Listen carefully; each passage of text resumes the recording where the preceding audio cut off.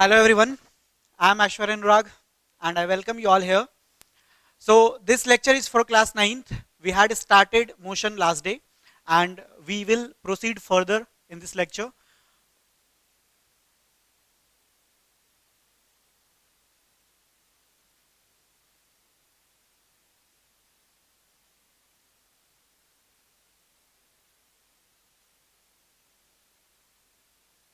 So in last day we had discussed all the basics of physics. We had discussed about measurement.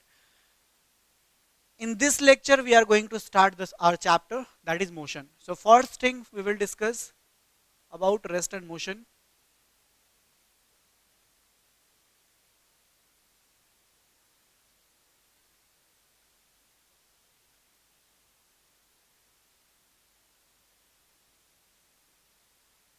Second is motion relative. This question is very important.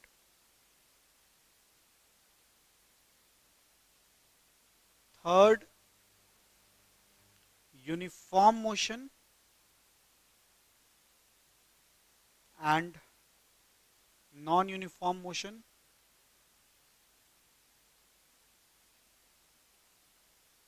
Fourth, distance and displacement.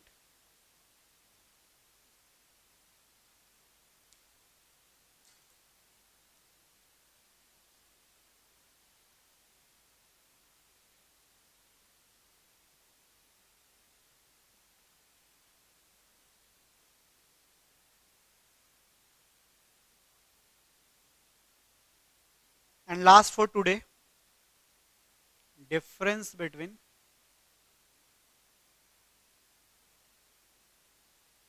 distance and displacement.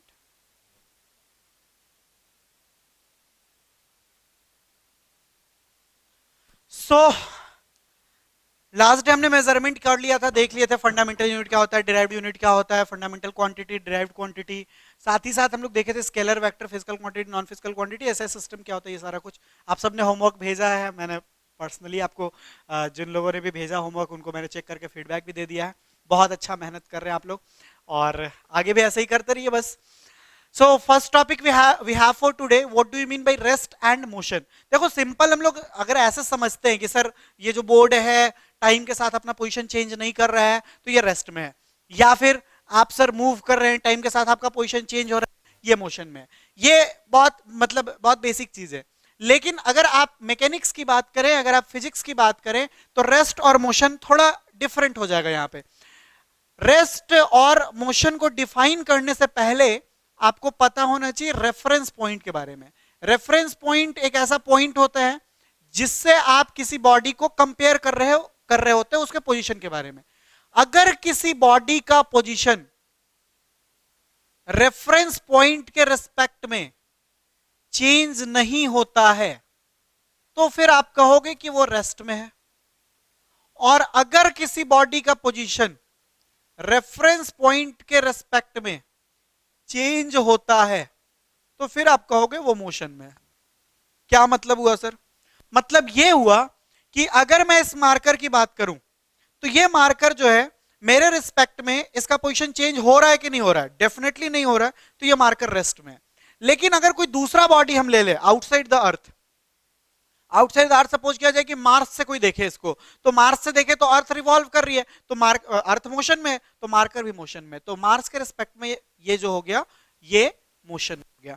तो ये topic बहुत important हो जाता है कि आप rest और motion को डिफाइन जब भी करें आप ये मत बता दें कि बॉडी का पोजीशन चेंज होता है तो वो मोशन में है और चेंज नहीं होता है तो रेस्ट में। आपको ये भी डिस्कस करना पड़ेगा कि किसके रेस्पेक्ट में, with respect to reference point. अगर आप एक्चुअली इसीलिए हम लोग कहते हैं ना कि motion is relative, this is motion इसीलिए रिलेटिव है। अच्छा, रिलेटिव का क्या मतलब है? आपके जो रिलेटिव्स होते हैं जिनको आप जानते हैं, जिनके साथ आपका एक रिलेशन होता है, जैसे हमारी बुआ है, मेरी बुआ है, तो मेरी बुआ मेरे पापा की भी बुआ है नहीं है, मेरे पापा की बहन है, एक ही लेडी है बुआ मेरी। मेरे रिस्पेक्ट में मींस मेरे साथ उसका रिलेशन क्या है? बुआ और भतीजा का। पापा के साथ क्या रिलेशन है? भाई बहन का। इसी को आप रिलेटिव कहते हैं, जिसका relation person to person vary करता है। वैसे ही मोशन एक ऐसा चीज है जो रिलेटिव है, मोशन एब्सोल्यूट टर्म नहीं है। एक बॉडी को नहीं कहा जा सकता है कि वो रेस्ट में है कि मोशन में, इसका आंसर ही नहीं दिया जा सकता है। जैसे मैं आपसे पूछूं कि आपके टेबल पे जो बुक रखा हुआ है वो रेस्ट में है कि मोशन में है, आप तुरंत मत बोल देना वो रेस्ट में है, क्योंकि वो मोशन में भी है और रेस्ट में भी है। अगर आप अपने रिस्पेक्ट में देखेंगे तब वो रेस्ट में है, लेकिन अगर आप आउटसाइड द अर्थ देखें, आप मून से देखें, आप वीनस से देखें, आप मार्स से देखें, तो उसका पोजीशन बार बार चेंज हो रहा है अर्थ के साथ। तो इसीलिए इसको आप रिलेटिव कहते हैं, ठीक है। जस्ट उसी तरीके से जैसे किसी एक पर्सन का रिलेशन किसी और के साथ कुछ और है, दूसरे के साथ कुछ और है, यहां पे रिलेशन आप रेफरेंस पॉइंट के साथ करते हैं। जैसे मैं आपको बोलूं कि आप फ्लाइट से पटना से सिंगापुर नहीं जाना है, सॉरी फ्लाइट नहीं, ट्रेन की बात करते हैं। आप ट्रेन से पटना जंक्शन से दिल्ली जंक्शन जा रहे हो, तो आप पटना जंक्शन से दिल्ली जंक्शन जा रहे हो, बीच में बहुत सारे स्टेशन आएंगे। अगर मैं आपसे पूछूं कि आप ट्रेन से जा रहे हो तो आप रेस्ट में हो कि मोशन में, और आप तुरंत कह देते हो सर मोशन में है, तो यह आंसर गलत है। You don't have to answer, you have to question sir what is the reference point with respect to home. क्योंकि अगर आप प्लेटफॉर्म के रिस्पेक्ट में देखें, अदर ट्रेन के रिस्पेक्ट में देखें, ट्रीज के रिस्पेक्ट में देखें, स्ट्रीट्स के रिस्पेक्ट में देखें, ट्रैक के रिस्पेक्ट में देखें, तो आपका पोजीशन बार बार बार बार चेंज हुआ है, तब जाके आप पटना से दिल्ली पहुंचे हैं। लेकिन अगर आप सपोज कीजिए कि आप अपनी दीदी के साथ जा रहे हैं, तो आपका पोजीशन, आप बैठे हुए हो ट्रेन में और सामने दीदी बैठी हैं, तो दीदी के रिस्पेक्ट में आपका पोजीशन चेंज नहीं हो रहा है, इसलिए आप रेस्ट में हैं। या फिर ट्रेन में आपके बोगी में आपका जो अपना लगेज रखा हुआ है, उस लगेज के रिस्पेक्ट में आपका पोजीशन, आप डांस तो कर नहीं रहे हो, वहां पे दौड़ तो रहे नहीं हो, आप एक जगह बैठे हुए हो या सोए हुए हो, तो वहां पे आपका पोजीशन चेंज नहीं हो रहा है। तो आप ट्रेन के अंदर वाले बॉडीज के रिस्पेक्ट में अगर देखें तो आपका पोजीशन चेंज नहीं हो रहा है, इस वजह से आप रेस्ट में हैं। थर्ड एग्जांपल, अगर मैं आपसे पूछूं कि आप कार से अपने घर से पार्क, फिर से वही बात है, आप घर से अपने किराना दुकान वाले के यहां जा रहे हो, लेकिन कार से जा रहे हो, मतलब थोड़ा दूर पे है। आप अपने पापा के साथ जा रहे हो, ड्राइविंग सीट पर पापा बैठे हुए और उसके बगल वाले सीट पर आप बैठे हुए, आप रेस्ट में हो, मोशन में? आप दोनों ही में हो, आप रेस्ट में भी हो और मोशन में भी हो। डिपेंड करता है कि रेफरेंस पॉइंट क्या है। क्योंकि अगर आप स्ट्रीट के रिस्पेक्ट में देखें, अदर शॉप्स के रिस्पेक्ट में देखें, रोड्स के रिस्पेक्ट में देखें, ट्रीज के रिस्पेक्ट में, आसपास सराउंडिंग जो भी है उसके रिस्पेक्ट में आप देखें, तो आप घर से निकले थे, थोड़ा दूर आगे बढ़े, फिर थोड़ा दूर आगे बढ़े, फिर थोड़ा दूर आगे बढ़े, फिर थोड़ा दूर आगे बढ़े, आपका पोजीशन बार बार बार बार चेंज हो रहा है, आप मोशन में है। लेकिन एट द सेम टाइम आपका पोजीशन अगर पापा के रेस्पेक्ट में देखा जाए तो पापा ड्राइविंग वाले सीट पर थे, उसके बगल वाले सीट पर आप बैठे हैं, आपका पोजीशन चेंज नहीं हो रहा है, आप रेस्ट में हो। So a body can be at rest or can be at motion at the same time, that's why we say that motion is relative। तो इसका आंसर है yes। पहला टॉपिक था हमारा रेस्ट और मोशन क्या है। If a body does not changes its position with respect to any reference point, it is called in rest, and if a body changes its position with respect to time, it is called in motion। Is motion relative? Yes। कभी कभी आपसे school exam में पूछ दिया जाता है how can you say that motion is relative, तो यहां पे आपको मिनिमम 2 एग्जांपल डालना चाहिए। एग्जाम्पल्स बहुत सारे हैं लेकिन कोई भी 2 डाल दो। We can say that motion is relative because a body can be at rest or can be at motion at the same time। We can explain it by giving 2 examples। Example 1, suppose if we talk about the bottle placed on the table in our room, with respect to us the position of the bottle does not getting changed, that's why it is in rest, but with respect to outside the earth, means other planets, earth is revolving, that's why the bottle is also in motion।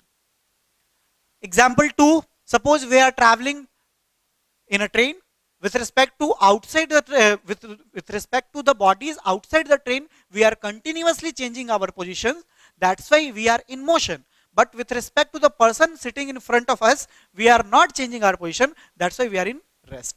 So in conclusion we can say that motion is relative. Relative का मतलब जिसका value absolute नहीं हो, जिसका status absolute नहीं हो, जो change कर जाता हो, रेफरेंस पॉइंट चेंज करने के साथ। तो इसीलिए हम लोग कहते हैं मोशन एक रिलेटिव टर्म है।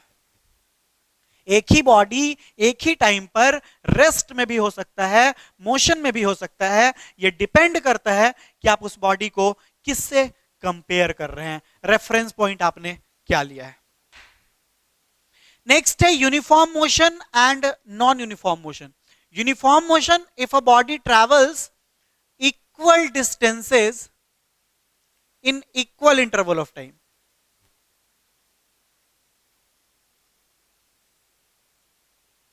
ये कहलाएगा uniform motion. Non uniform motion, if a body travels unequal distances in equal interval of time।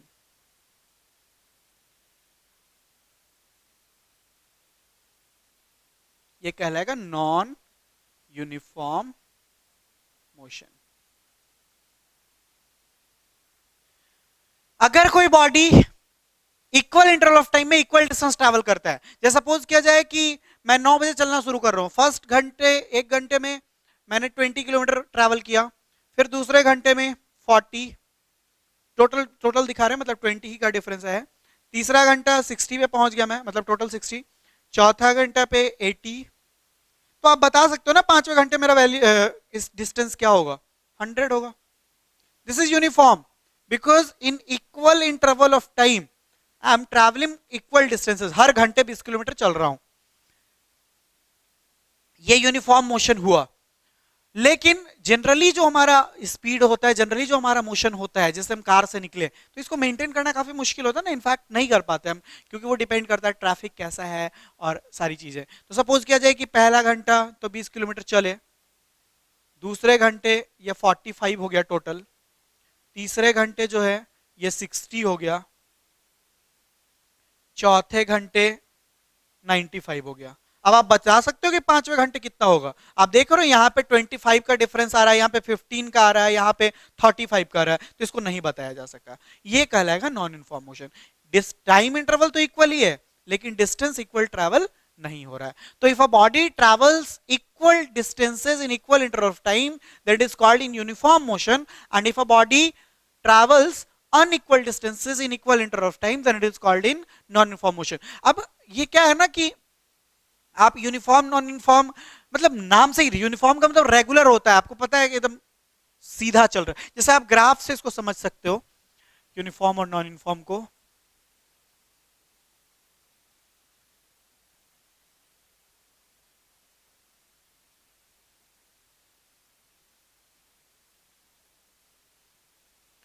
Distance time graph sketch कर रहे हैं हम लोग, ग्राफ वैसे अलग से पढ़ेंगे प्रॉपरली, थोड़ा बेसिक तो आपको पता ही है कि एक्स होता है, ये वाई होता है, ये ओरिजिन होता है। अच्छा ये जीरो है, ओ है जो 0 0 को रिप्रेजेंट करता है। एक और ग्राफ दिखा दे रहे हैं आपको, ये एक्स है, ये वाई है, ये ओरिजिन है। एक्स एक्सिस पर टाइम को ले रहे हैं हम लोग, और वाई एक्सिस पर किसको ले रहे हैं, डिस्टेंस को।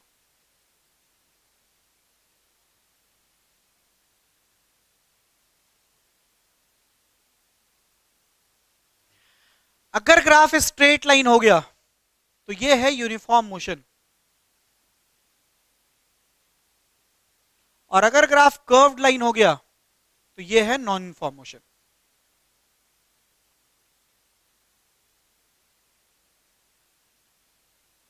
कैसे, आप देखो इसका वैल्यू है 2 4 6 8, इधर 20 40 60 80, तो हर एक इंटरवल पे ये फिक्स डिस्टेंस ट्रैवल कर रहा है, straight line graph uniform motion. लेकिन ये क्या है, टाइम तो इक्वली चेंज हो रहा है, लेकिन ये डिस्टेंस इक्वली चेंज नहीं हो रहा। आप देख रहे हो अलग अलग हो रहा है, कभी मतलब यूनिफॉर्मली नहीं हो रहा है। ये थोड़ा सपोज किया जाए कि 10 पे था, फिर 30 पे हो गया, फिर 90 पे हो गया, फिर 120 पे हो गया, मतलब कुछ फिर 135 पे हो गया, कुछ अलग अलग अलग। तो ये क्वेश्चन ऑब्जेक्टिव में आपसे पूछा जा सकता है कि अगर distance time graph straight line है तो मोशन कैसा होगा, आंसर होगा यूनिफॉर्म मोशन। दूसरा पूछा जा सकता है अगर distance time graph curved line है तो वो मोशन कैसा होगा, नॉन यूनिफॉर्म मोशन होगा। तो यूनिफॉर्म मोशन, अगर बॉडी इक्वल डिस्टेंसेस ट्रैवल करे इक्वल इंटरवल ऑफ टाइम में तो वो यूनिफॉर्म मोशन होगा, और अगर बॉडी अनइक्वल डिस्टेंसेस ट्रैवल करे इक्वल इंटरवल ऑफ टाइम में तो वो नॉन यूनिफॉर्म मोशन होगा। यूनिफॉर्म मोशन का distance time graph straight line होता है और नॉन यूनिफॉर्म मोशन का distance time graph curve line होता है। नेक्स्ट टॉपिक हमारा डिस्टेंस और डिस्प्लेसमेंट में क्या डिफरेंस है। सपोज करो आपको ये पॉइंट ए है और ये पॉइंट बी है, ऐसा करते हैं ना, आपको अपने घर से निकलना है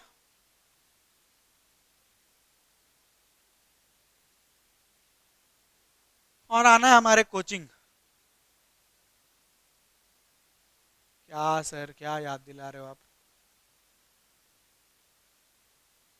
वो भी क्या दिन थे, है ना। घर से कोचिंग आपको आना है, आप ऐसे घर से निकले और स्ट्रेट चले, पहुंच गए कोचिंग, ये एक हो गया। लेकिन ये काम कौन करेगा, शरीफ बच्चा, हम लोग टाइप बच्चा। आप क्या करेंगे, घर से निकले, पार्क में गए, फिर कोचिंग आए, या फिर घर से निकले आइसक्रीम पार्लर गए, फिर कोचिंग आए, या फिर घर से निकले प्रत्युष के घर,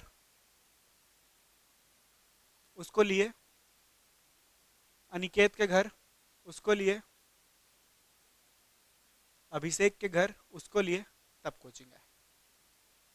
पॉइंट ये है कि ये चार अलग अलग बच्चे हैं, ये ए है, ये बी है, ये सी है, ये डी है, लेकिन सब क्या कर रहे हैं, सब घर से निकल रहे हैं और कोचिंग जा रहे हैं, सबका रास्ता अलग अलग है। तो ये वाला जो पाथ था जो एकदम परपेंडिकुलर, ये सबसे शॉर्टकट रास्ता, इससे इससे नजदीक का रास्ता नहीं हो सकता। आप थोड़ा सा भी और ऐसा होगा तो थोड़ा सा तो दूरी बढ़ ही जाएगा। तो जो सबसे शॉर्टकट रास्ता था, जो शॉर्टेस्ट पाथ था, इसको आप कहेंगे डिस्प्लेसमेंट। और ये जो पाथ अलग अलग बी यूज कर रहे हैं या सी यूज कर रहे हैं या डी यूज कर रहे हैं, और भी अलग हो सकता है। कोई घर से निकलेगा, इधर मॉल जाएगा, शॉपिंग करेगा, फिर कहीं और जाएगा, फिर कहीं और जाएगा, फिर कहीं और जाएगा, वापस यहां आ जाएगा, वो भी रास्ता है। तो ये सारे के सारे जो हैं वो एक्चुअल पाथ कवर्ड है, ये शॉर्टेस्ट नहीं है, इनको आप कहेंगे डिस्टेंस। क्या डिफरेंस समझ में आ रहा है सर? डिफरेंस ये समझ में आ रहा है कि इसमें हमें डायरेक्शन पता है, हमें पता है कि किस डायरेक्शन में जाना है। अगर हम ये वाला रास्ता लेंगे तभी हम सबसे जल्दी पहुंचेंगे, तभी हमारा शॉर्टकट रास्ता मिलेगा।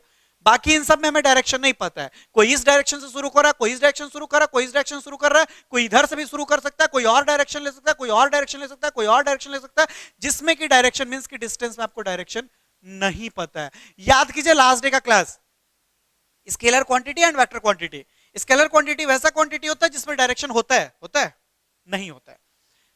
एक ऐसा फिजिकल क्वांटिटी जिसमें डायरेक्शन नहीं होता है उसको स्केलर क्वांटिटी कहते हैं। यहां डायरेक्शन नहीं है मींस डिस्टेंस एक स्केलर क्वांटिटी है। लास्ट डे ये भी बताया गया था कि एक ऐसा फिजिकल क्वांटिटी जिसमें डायरेक्शन होता है उसको वेक्टर क्वांटिटी कहते हैं, मींस डिस्प्लेसमेंट एक वेक्टर क्वांटिटी। डिफरेंस क्या है डिस्टेंस और डिस्प्लेसमेंट में? Distance is the actual path covered by a body. कोई भी बॉडी किसी भी डायरेक्शन में मूव करे वो आपका कहलाएगा डिस्टेंस।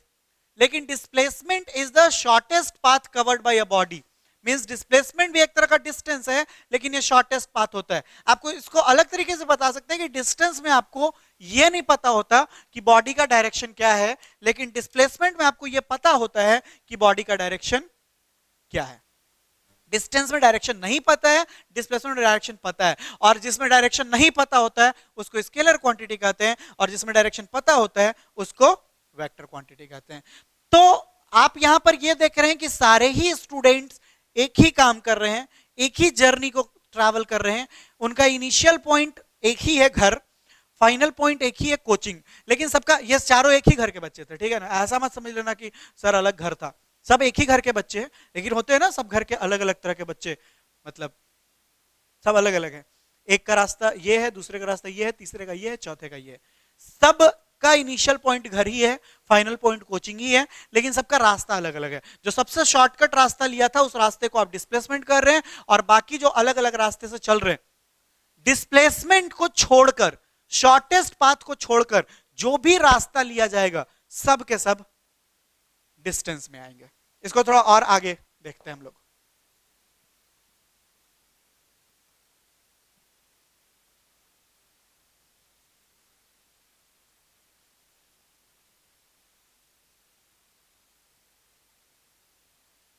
लास्ट डे आपको एक क्वेश्चन दिया गया था, स्केलर और वेक्टर से वो क्वेश्चन था, लेकिन उसका यही सवाल दिया गया था आपको कि डिस्टेंस को क्यों आप स्केलर क्वांटिटी मानते हैं और डिस्प्लेसमेंट को क्यों वेक्टर क्वांटिटी मानते हैं। मैक्सिमम लोग आप लोग सही बना के भेजे कि as we don't have direction idea of direction in distance, that's why we consider it as scalar quantity, and we have the idea of direction in displacement, that's why we take it in vector quantity.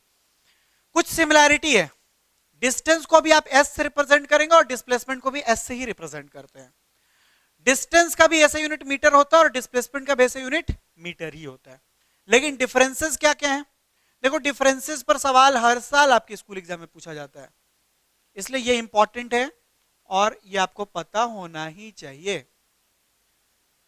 First difference, हमेशा definition लिखिएगा जब भी कोई दो physical quantity के बीच, temperature और heat के बीच का डिफरेंस आप लिख रहे हैं, uniform linear motion, uniform circular motion का डिफरेंस आप लिख रहे हैं, डिस्टेंस और डिस्प्लेसमेंट के बीच का लिख रहे हैं, स्पीड और वेलोसिटी के बीच का लिख रहे हैं, कोई भी दो फिजिकल क्वांटिटी के बीच का डिफरेंस आप लिख रहे हैं, पहला डिफरेंस हमेशा डेफिनेशन लिखिए।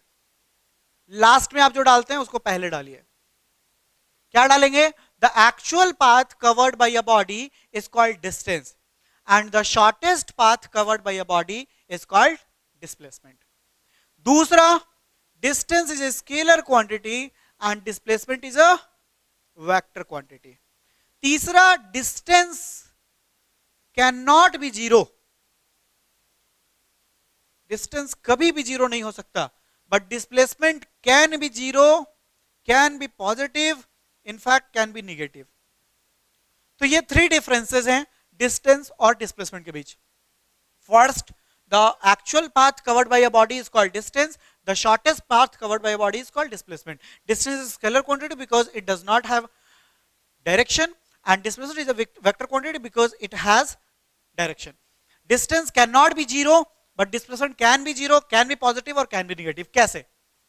सपोज कीजिए आप अगेन वही एग्जांपल लेते हैं, घर से कोचिंग गए तो क्या कोचिंग में ही रह जाएंगे? वापस लौटेंगे। सपोज कीजिए 200 बहुत नजदीक हो गया, सपोज कीजिए 2 किलोमीटर पर कोचिंग है आपका, ठीक है? तो 2 किलोमीटर घर नहीं गए, घर से कोचिंग है 2 किलोमीटर और वापस लौट के आगे कोचिंग से घर 2 किलोमीटर, तो टोटल डिस्टेंस कितना हो गया? 4 किलोमीटर। लेकिन डिस्प्लेसमेंट तो शॉर्टेस्ट पाथ है, डिस्प्लेसमेंट तो डिफरेंस है ना इनिशियल पॉइंट और फाइनल पॉइंट के बीच का।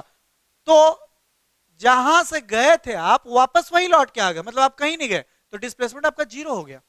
या फिर आप थोड़ा सा इधर की तरफ चले गए, इधर नानी जी आपकी रहती है, नानी घर, सपोज कीजिए 1 किलोमीटर इधर चल गए आप, तो फिर ये जो डिस्प्लेसमेंट आपका होगा, या फिर आप सपोज करो कि इधर 5 किलोमीटर आप आगे बढ़ गए, तो फिर आपका ये 2 - 5 हो जाएगा। मतलब आप जब तक इस पाथ में कैलकुलेशन आपका हो रहा था तब तक वो पॉजिटिव होगा, जब वापस यहां तक आ गए तो वो जीरो हो गया, अब अपोजिट डायरेक्शन में आप गए तो डिस्प्लेसमेंट आपका निगेटिव हो जाएगा। तो डिस्टेंस कभी जीरो नहीं हो सकता, लेकिन डिस्प्लेसमेंट जीरो, निगेटिव, पॉजिटिव कुछ भी हो सकता है। या फिर दूसरा एग्जांपल आप लो सर्कुलर मोशन का। सपोज कीजिए आप पॉइंट ए से चलना शुरू किए और वापस पॉइंट ए पर आप आ गए, तो डिस्टेंस कितना हुआ? 2πr, आर का वैल्यू जो दिया रहा है आप कैलकुलेट कर लो। लेकिन डिस्प्लेसमेंट कितना हुआ? जीरो।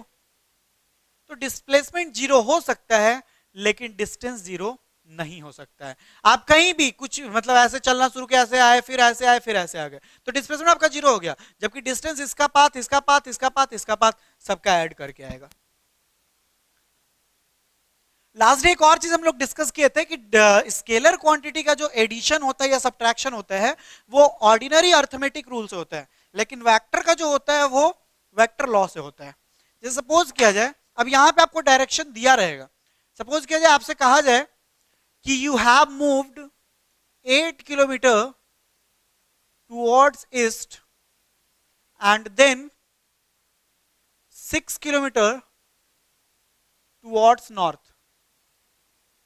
तो बताना है आपको डिस्टेंस और डिस्प्लेसमेंट। देखो जैसे कहा गया वैसे करेंगे, 8 किलोमीटर ईस्ट गए हम और 6 किलोमीटर नॉर्थ,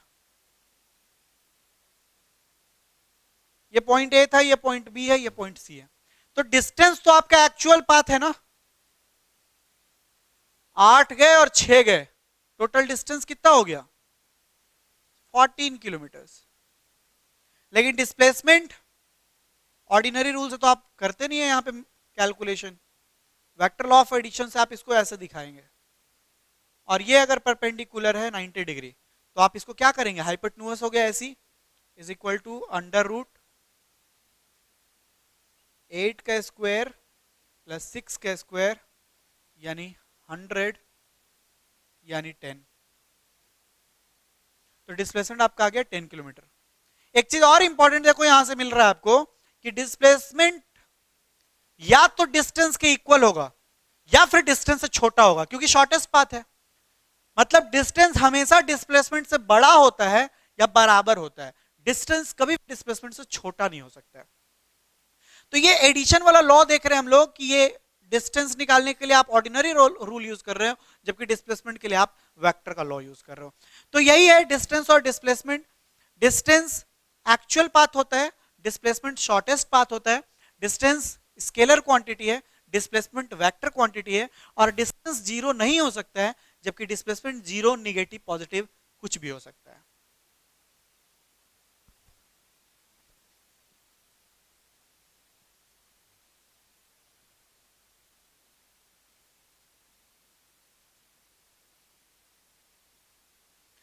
देखो डायरेक्शन का बहुत इंपॉर्टेंस है किसी भी चीज को फाइंड करने के लिए। जैसे एक एग्जांपल आता है कि पुलिस स्टेशन में कोई फोन किया और बताया कि देखिए आपके पुलिस स्टेशन से ही 5 किलोमीटर की दूरी पर एक चोर है और वो भाग रहा है। तो पुलिस ऑफिसर उसको पकड़ पाएगा? पुलिस स्टेशन में पुलिस ऑफिसर को फोन करके किसी ने बताया कि आपके पुलिस स्टेशन से 5 किलोमीटर की दूरी पर एक चोर है और वो आगे बढ़ रहा है, और फोन रख देता है। तो आप बताइए वो पकड़ पाएगा पुलिस ऑफिसर? कभी नहीं, क्योंकि उसने ये बताया कि 5 किलोमीटर पर है, न्यूमेरिकल वैल्यू, मैग्नीट्यूड बताया। किस डायरेक्शन में ये नहीं पता। अब यहाँ पे पुलिस चौकी है अगर, तो ये किधर जाएगा? इधर पकड़ने जाएगा, इधर पकड़ने जाएगा, किधर पकड़ने जाएगा? लेकिन अगर बता दिया और वो आगे बढ़ भी रहा है, ऐसा भी नहीं कि इधर भी जा रहा है इधर भी जा रहा है, तब तक वो बढ़ जाएगा। अगर ये बोला जाए कि 5 किलोमीटर टुवर्ड्स ईस्ट है, तो फिर पुलिस ऑफिसर अपना गया ईस्ट में, हो सकता है चोर और आगे बढ़ेगा, लेकिन वो फास्ट मूव करके गाड़ी से उसको पकड़ ले। तो बिना डायरेक्शन फाइंड करना बहुत मुश्किल है। ऐसा ही आपके लाइफ में भी होता है। आपको डायरेक्शन पता होना चाहिए कि पढ़ रहे हैं तो क्यों पढ़ रहे हैं, कहां पहुंचना है। सिर्फ पढ़े जा रहे हैं, ये भी ऑप्शन है, ये भी ऑप्शन है, ये भी ऑप्शन है, ये भी तो मल्टीपल ऑप्शन है। कभी मामा जी बोलेंगे एमबीए कर लो, चाचा जी बोलेंगे यूपीएससी कर लो, फूफा जी बोलेंगे आईआईटी बेस्ट है, और फिर आपके पापा बोलेंगे मेडिकल कर लो, आपको खुद लगेगा कि पॉलिटिशियन बनना चाहिए, मम्मी बोलेगी टीचर बन जाओ, और आपको डायरेक्शन पता है नहीं। और कभी कभार आपको टिकटॉक पे अच्छा खासा लाइक आ जाए तो आपको लगेगा कि एक्टर या एक्ट्रेस बनना है।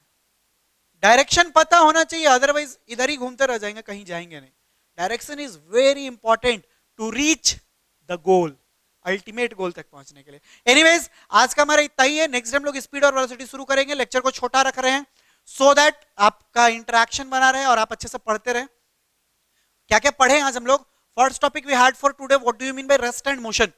Rest, if a body changes its position with respect to time, is called rest. No. If a body does not change its position with respect to time, it is called time ना लिखे, बेहतर होगा reference point लिखे, क्योंकि मैंने आपको बताया कि बच्चों वाले क्लास में होता है कि टाइम के साथ पंखा या टाइम के साथ बॉटल का पोजीशन चेंज नहीं हो रहा तो उसको रेस्ट आप बोल देते हैं। यहाँ पे रेफरेंस पॉइंट इंपॉर्टेंट हो जाता है। So if a body does not change its position with respect to reference point, it is called in rest. And if a body changes its position with respect to reference point, it is called in motion. Is motion relative? Yes, motion is relative because a body can be at rest or can be at motion at the same time. You can mention 2 examples to prove it. Uniform motion and non-uniform motion. Uniform motion, if a body travels equal distances in equal interval of time, it is called in uniform motion. And if a body travels unequal distances in equal interval of time, it is called in non-uniform motion. Thereafter, distance and displacement. Distance, the actual path covered by a body is called distance. It is represented by small letter s and its unit is meter. and displacement, the shortest path covered by a body is called displacement. It is also represented by a small letter s, and its SI unit is also meter. Difference between distance and displacement: first difference, distance, the actual path covered by a body is called distance. Displacement, the shortest path covered by a body is called displacement. Distance is a scalar quantity as it does not have direction, but displacement is a vector quantity because it has direction. Distance cannot be zero, but displacement can be zero, negative और positive. तो यही है आज का. Next हम लोग speed और velocity शुरू करेंगे. आपको कुछ होमवर्क हम दे रहे हैं. आपको मेरे पर्सनल व्हाट्सएप नंबर पे इसको भेज देना है 9430924550 पर. और बाकी आप लोग भेजे भी है लास्ट डे, तो ऐसे ही अच्छे से मेहनत करते रहिए. और असाइनमेंट मैं भी आपको दे दे रहा हूं. तो ये 5 क्वेश्चन है आपका assignment. First, you have to answer what do you mean by rest and motion. Second, define uniform motion and non uniform motion. Third, how can you say that motion is relative.